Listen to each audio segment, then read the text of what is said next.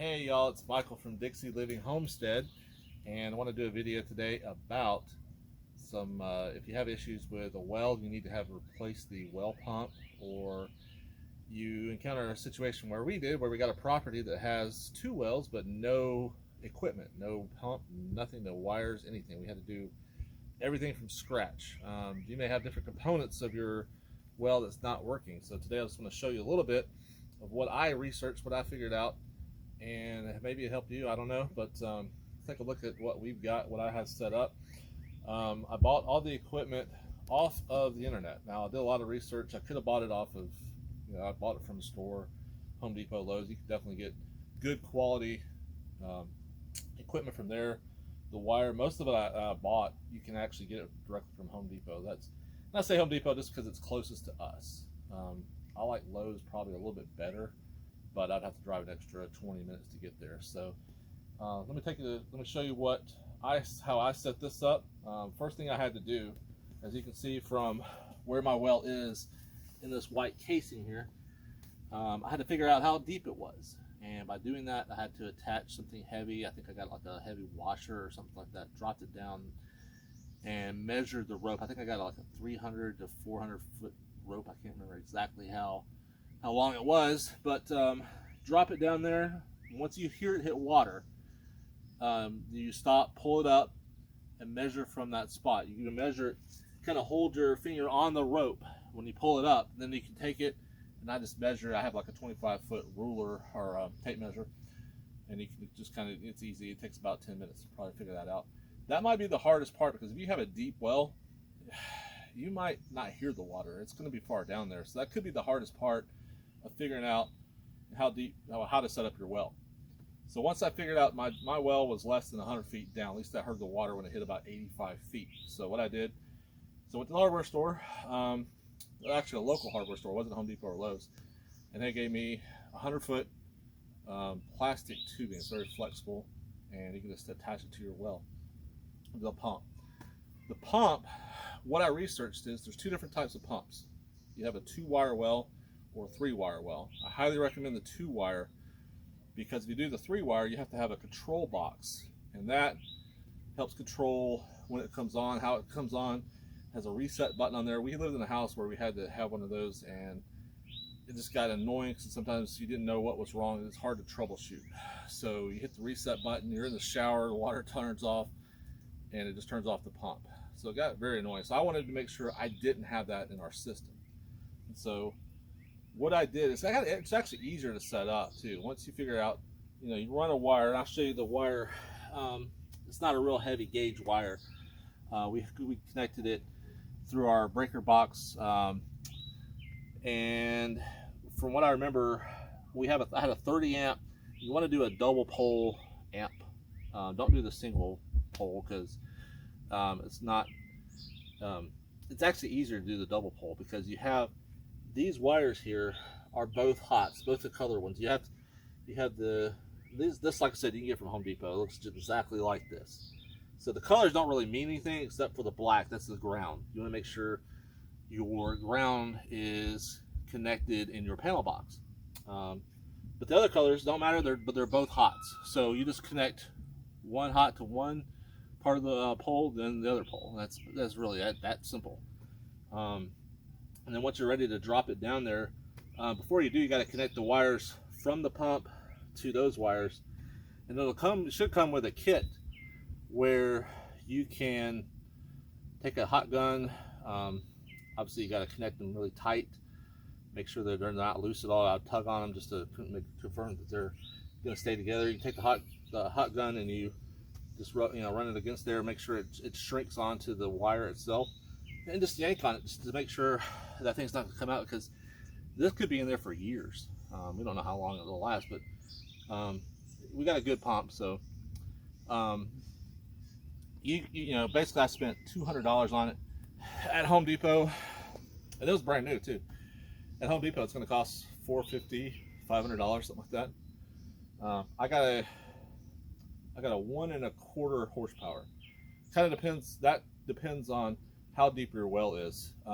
I could have gotten away with a 1 horsepower, but if I needed, I really wasn't sure exactly how deep my well was.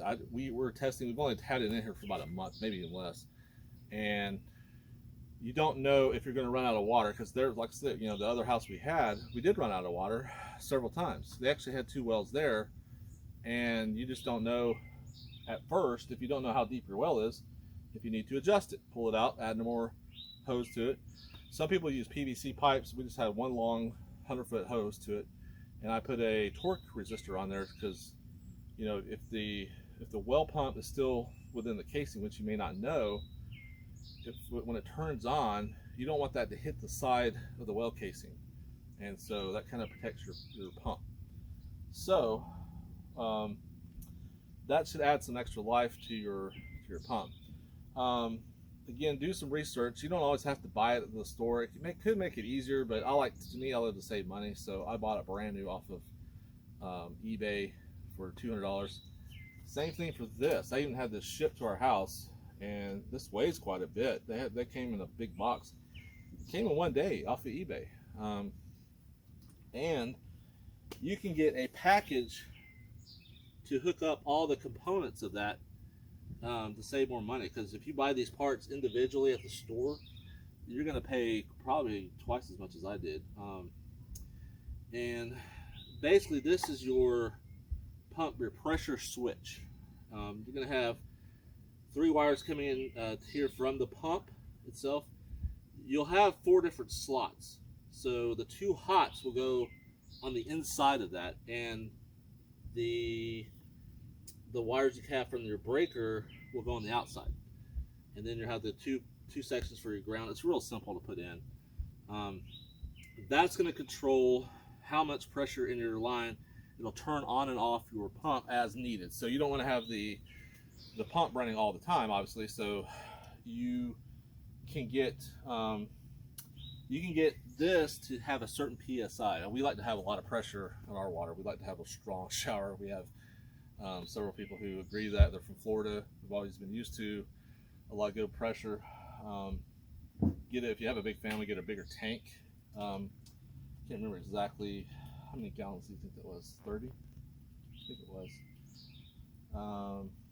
But this comes preset to 38 PSI. So when you buy the pressure switch, I got 40 to 60.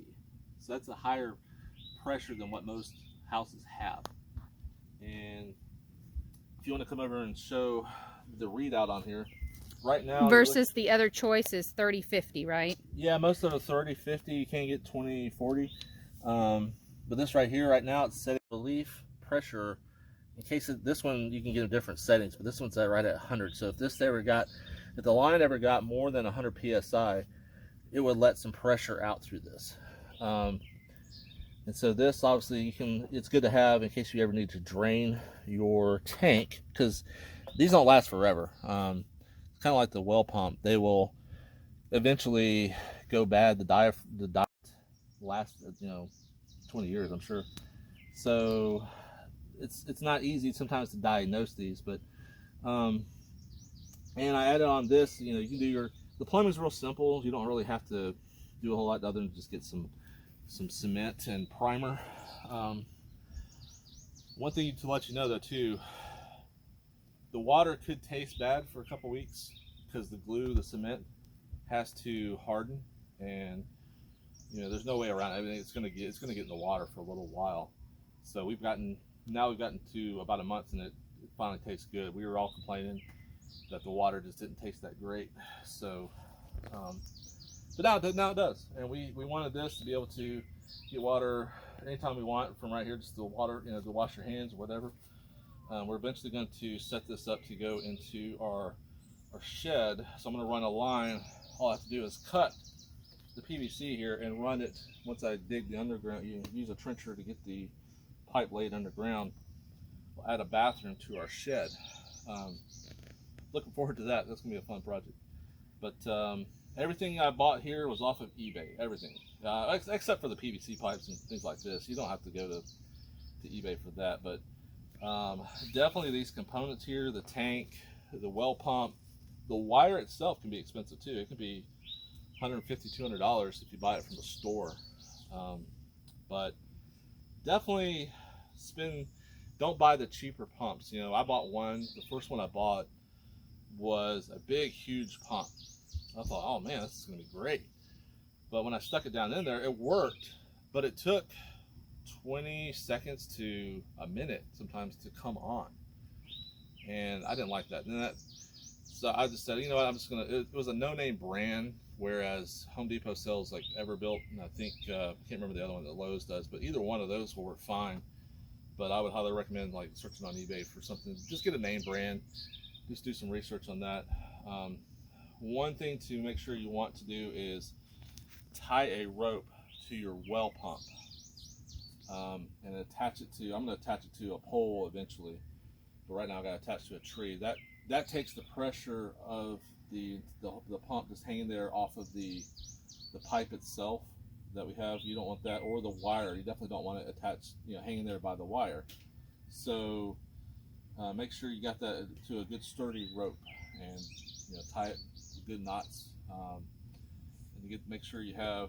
A lot of people will attach it to the case at the top of the well pump itself, which is good. I just didn't see a way to do that on this one, but I'm sure there's some other people figured it out. You can probably put a comment in there and let me know, because I still have to work on that. But right now, like I said, I got it attached to a tree. And do you remember of the quotes of the contractors we had come out here and tell us how much it would be to set this up, what you did for us? How much was it going to be? Several different contractors told me about $2,000 to do this, and this, if I add up all the parts together on this, it would probably come to $700 with what I paid for it. No, probably not even that, because I paid probably like $550, $600, something like that. It took a lot of time just to do a lot of the research. That was probably the biggest part. So I didn't see a whole lot of videos out there on explaining the differences between the 2-wire versus the 3-wire. I just had to kind of figure that out and do a little extra research, but it took a long time to find. I know there's a lot of videos on YouTube on how to install a well pump, or actually how to replace one. There's not really a whole lot on how to actually install one. You'll see a lot of them have like mini cranes, you know, dropping down the PVC. That's why I chose the flexible, the connecting hose. I guess it's plastic and it's very flexible. It's just a whole lot easier to drop down in there. So anyway, let me know if you have any questions. Put a comment in there and I will try my best to respond. Thank you. Have a good day.